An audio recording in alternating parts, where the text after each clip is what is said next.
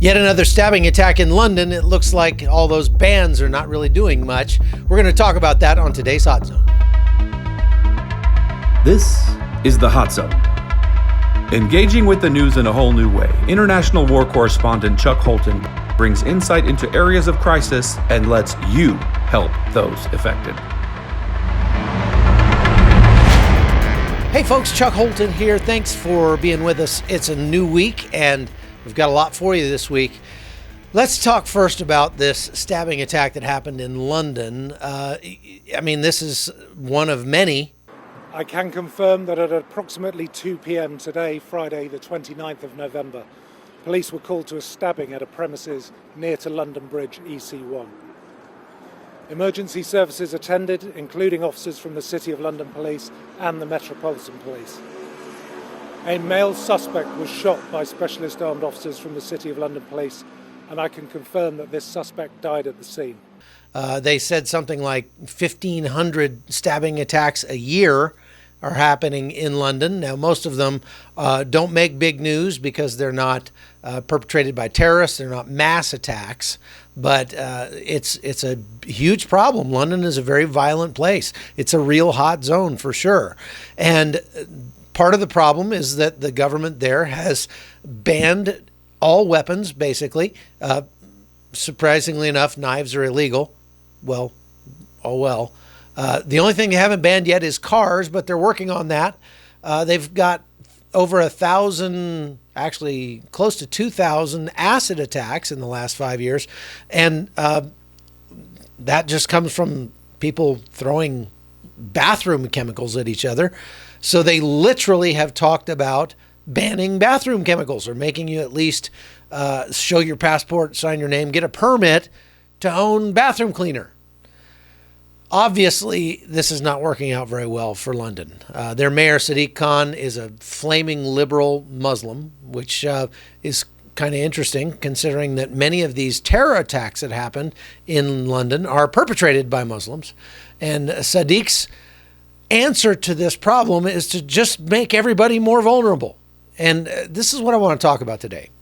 You will not make people safer by simply making everyone more vulnerable.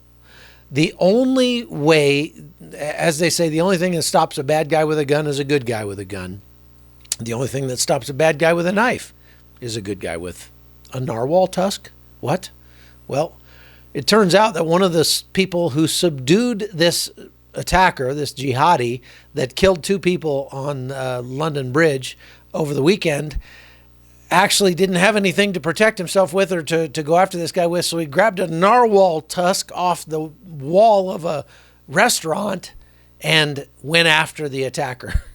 The guy had the attacker had a fake bomb strapped to his chest. This is a guy, if you've seen the news on this, he had already been in prison. He was close personal friend of the hate monger Adam Chowdhury, who's a Muslim extremist cleric who preaches against the West and says that Sharia law will take hold in the West and all that. Here's a little bit of what he says. They were targeting specifically a soldier. And indeed the Quran says that, if they fight against you, retaliate. Who are clearly at war with the Islamic Muslims. They occupy our land. They kill our brothers and sisters. And here, they arrest you early in the morning for speaking the truth. My dear Muslims, we do raise funds for the widows and the orphans. So Chowdhury and this attacker, I don't want to name him, are apparently buddies. That's not surprising. And it's really not a matter of, cracking down on Muslims in Great Britain. If you did that, you'd have to crack down on a lot of them because the Muslim population in Great Britain has skyrocketed in recent years. As a matter of fact, without a doubt, Great Britain will be a Muslim country in a generation or so. And that's just simple arithmetic. That's not bigotry. That's not racism. It's just simple mathematics because the Muslims who live in Great Britain have a lot more children than the non-Muslims who live in Great Britain, and therefore they will take over Great Britain. Bottom line is this. in Great Britain, you are more likely to be killed by being run over. That happened just a year ago, or maybe a year ago or so, August 2018. There was right in this same area in Westminster, there was a guy who came barreling down and ran over a bunch of people, another jihadi. Here's what I had to say at that time about that.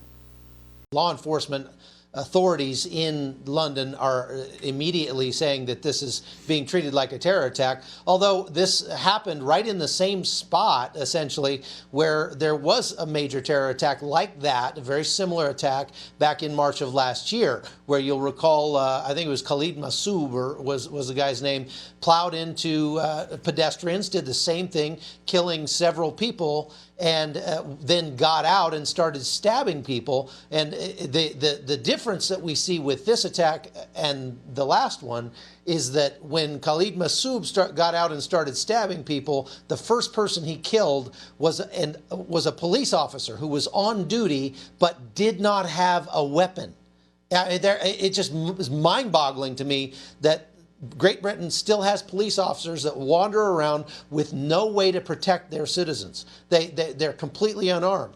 And this time, the police response was very swift, and it was with armed officers. They got that guy out of the car, and he's now in custody. In his late 20s, we hear, and we don't know a whole lot more about him, and so we'll reserve judgment from then on. But this makes 4 ramming attacks in Great Britain over the last 12 months or so, just maybe 15 months, and 3 of them at least were terrorism. All right, so there's been a lot of press about this recent attack over the weekend, and I just want to give you a smattering of what people had to say about that right now. Take a look. So me and my colleague Stevie were driving northbound over London Bridge, and we sort of came up to behind a double-decker bus, and we noticed several people sort of jumping from the left side of the bridge and sort of into the central reservation and sort of out to the right. And sort of just peered our heads around and sort of saw that there was one chap running away from about sort of 5 guys, running him down with sort of a fire extinguisher. So Stevie and I just thought what to do and just kind of ran towards it, left the cars where they were, and then tried to do our best to apprehend the suspect. So when we got there, he was, wielding 2 knives. One was sort of duct taped to his hand. So all I could do, what after the guys had sort of held him down and were sort of pinning him to the ground, kind of try to stamp as hard as I could on his wrist, try and, release the knife, as it were. And then someone sort of kicked the knife away, went sort of northbound up London Bridge. And then after that, the police armed response were really, really quick, got there almost instantaneously. At that point we were told that he had a bomb vest on, so we kind of cleared house and got out of the way. At that point then, saw the guy get shot a couple of times. I had been told when I arrived there, sort of, I was kind of, wondering what was going on, and asked a couple of guys, what is going on. And they said, well, this guy's, he's just stabbed a couple of women. And then at that point it was kind of just all holds barred, just try and get the knives off him, and try and stop him from doing any more damage to anybody else. I also want to pay tribute to the extraordinary bravery of those members of the public who physically intervened to protect the lives of others. And for me, they represent the very best of our country, and I thank them on behalf of all of our country.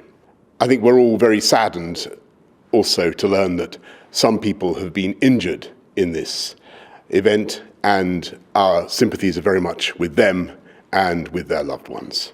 Clearly, the Metropolitan Police are continuing their investigations, and I can assure you and assure everyone that anybody involved in this crime, in these attacks, will be hunted down and will be brought to justice. And I think the message that we send to them and anyone associated with this type of attack is one that will be familiar, and that is that this country will never be cowed or divided or intimidated by this sort of attack, and our values, our British values, will prevail. Both my cars are still on the bridge, so I don't really know what I'm going to do with those.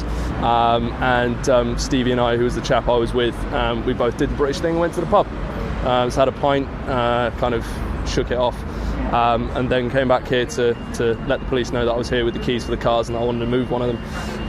And I was then escorted down here to give a full statement. The 6 or 7 men that were there before me, hats off to them, incredibly brave. Sort of chased him down the street with a fire extinguisher, and that's what drew our attention to him. We saw this guy being sprayed with foam, and that's kind of why we just sort of ran at the incident. We just thought it was something serious and that we should do something to try and fix it. So look, this attack got a lot more press than another attack that happened the same day in The Hague. Around 7:45, we received a notion that there was a stabbing incident here. 3 people are hurt, and we are looking for a suspect right now. The 3 victims all 3 of them are minors. And they are in the hospital and they are treated on their injuries. Can you say anything about their condition? No, I don't know anything about their condition right now. Yes, it's still ongoing. We are very busy trying to find the suspects. We are trying to search for him with all the possible resources we have, both visible and not visible. So we're hoping to find this person soon. Shopping area where Black Friday sales were going on. 3 teenagers were stabbed. Nobody died. They arrested a suspect, 35-year-old man they say was homeless, but they refused to give his ethnicity or anything. They're still investigating, and they're not sure if this is related to terrorism or not. Bottom line is, it's terrorism. I mean, it doesn't matter if the guy was a jihadi or if he was a Christian or if he was a white supremacist or some kind of wacko. When you go rampaging through Black Friday sales with a knife and start stabbing people, that's terrorism. I mean, it causes terror. I don't know why we try to make such distinctions about crime. Crime is crime. I mean, it is. If you stab somebody, it's a crime. It doesn't really matter what your motivations are. The sentence shouldn't be worse if you're stabbing somebody in a domestic quarrel or if you're stabbing somebody because you're a jihadi and you have some kind of ideological motive. Stabbing somebody's wrong. And if it's wrong, it's wrong. I don't get the whole hate crime narrative. I just don't.